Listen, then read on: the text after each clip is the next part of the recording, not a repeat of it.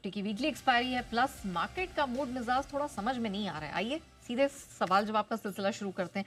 Sir, ये बाजार में गिरावट क्यों है? देखिए, गिरावट की 2-3 वजह खास है जिस वजह से आज इतनी तेज़ गिरावट होती है। देखिए, आज की गिरावट सरप्राइजिंग नहीं है, थोड़ी थोड़ी इस गिरावट की बू आ गई थी हमें क्योंकि जब सुबह आपने पूछा था आज भी गैप से खुलने पे खरीद लें 100-125 पॉइंट, तो हमने कहा ना ना ना ना, आज गिरावट में हम इतनी हड़बड़ी और जल्दबाजी में नहीं खरीदेंगे, हम आज आराम से खरीदेंगे, आने दीजिए अच्छे सपोर्ट लेवल पर। उस वजह साफ थी, एक तरफा तेज़ी के बाद पहला डिप आता है उसको खरीदा जाता है, दूसरे डिप में आदमी समझदार हो जाता है राइट, और वो समझदारी आज काम आती हुई। आज एक्चुअली काफ़ी समझदारी काम आई है, इसमें भी सेक्टर स्टॉक्स में भी, उसका भी हम आगे जिक्र करेंगे। लेकिन कुल मिला के निफ्टी की बात करें तो साफ था कि 25,900 पहला एंट्री पॉइंट बनता, उसके पहले बनता नहीं 850-900 के आसपास, लगभग उस रेंज में बाजार आया है। और वजह साफ है यहाँ, नंबर 1, रुपए की लगातार चौथे दिन के लाइफ लो लेवल ने सेंटीमेंट खराब किया है। अब रुपया रोज आपकी करेंसी ऐसे गिरे, भले ही ठीक है, कुछ फायदे कुछ नुकसान करेंसी के गिरने के होते हैं, लेकिन मूड तो खराब होता है, इसमें कोई डाउट नहीं। आप सवाल पूछते हो कितना छोटा सा मुंह कर लेते हैं, रुपया फिर गिर गया सर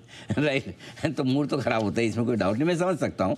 इसके अलावा एफआईएस की बिकवाली का प्रेशर आप लगातार बढ़ते हुए देख रहे हैं। 2 दिन पहले ऐसा लगा कि थोड़ा कम हुआ, कल फिर से 3,000 करोड़ प्लस का आ गया, आज 3,000 करोड़ से ज़्यादा का होना ही होना है। जिस तरह की इसकी कोई बड़ी बात नहीं, आज सब मिलू के 5,000 करोड़ प्लस का फिगर आ जाए, अनलेस कि आखिरी 1-1.5 घंटे में कुछ चमत्कार हो जाए और जल्दी से वापस बाजार ऊपर आ जाए, वो तो नहीं पता, तब तक तो मामला थोड़ा सा ढीला ढाला है। ये है आपके लिए दूसरा चीज़। तीसरा, वीकली एक्सपायरी का दिन है, कल का लो था 25,935 के आसपास और परसों 25,900 के आसपास का। जैसे ही इसके नीचे हम गए और तुरंत ही काफ़ी लोगों के स्टॉप लॉसेस ट्रिगर होना शुरू हुए, तो आज 25,900 के आसपास जहां हम हैं, और आज का लो जो निफ्टी ने बनाया वो है 25,870 का, तो वो थोड़े स्टॉप लॉसेस ट्रिगर हुए हैं, लॉन्ग पोजीशन के स्टॉप लॉस ट्रिगर हुए हैं।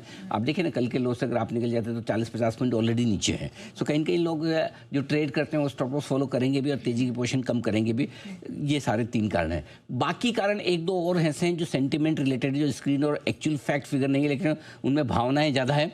पहली चीज़ ये, आज किसी भी लेवल से कोई ढंग की रिकवरी मिली नहीं। लाइए जरा एक बार आप पूरा का पूरा निफ्टी का चार्ट, ये लास्ट के 10-15 मिनट छोड़ दें, अभी आधा घंटा, इनको पता चला कि हमारे स्टूडियो में तो थोड़ी रिकवरी हुई है बाकी तो बिल्कुल नहीं, थोड़ी ले लेने का भी क्रेडिट हो गया तो है।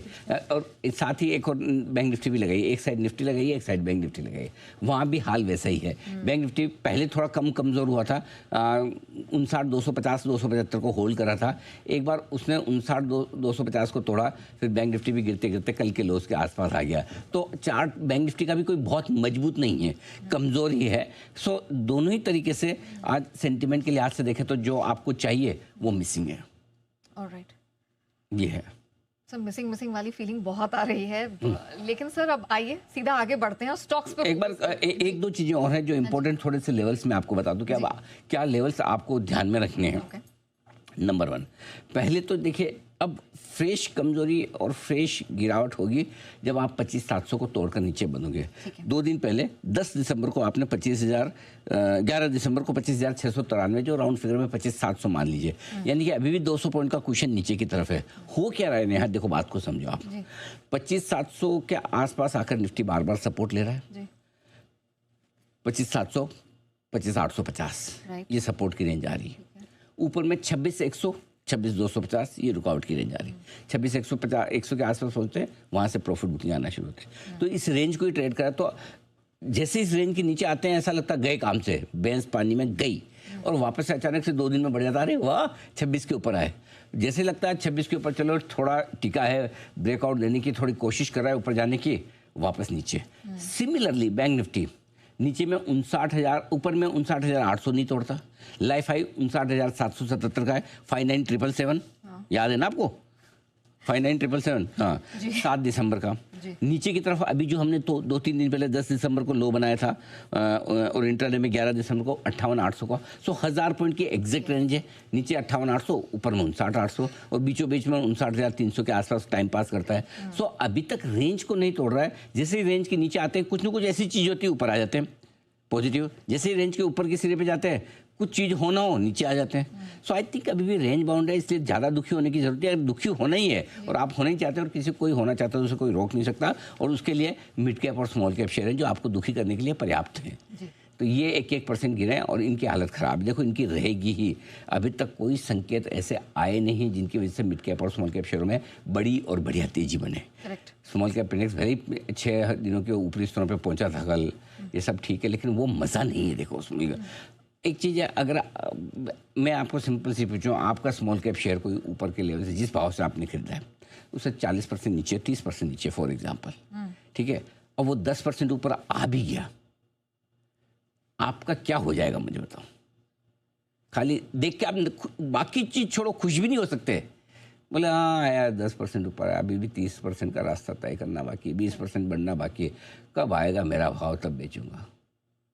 ऐसे सुने सुने ऐसे आंखों से आप वो आसमान को ताकते हुए रहेंगे ऐसा, मेरा नंबर कब मेरा नंबर कब आएगा टाइप्स, है ना। सो कहने के लिए 5 दिनों से 6 दिनों से अच्छा, तो 3 दिनों से हायर हाई हायर लो बना रहा है बोल के फ़ायदा किसको? किसी को नहीं है, ठीक है।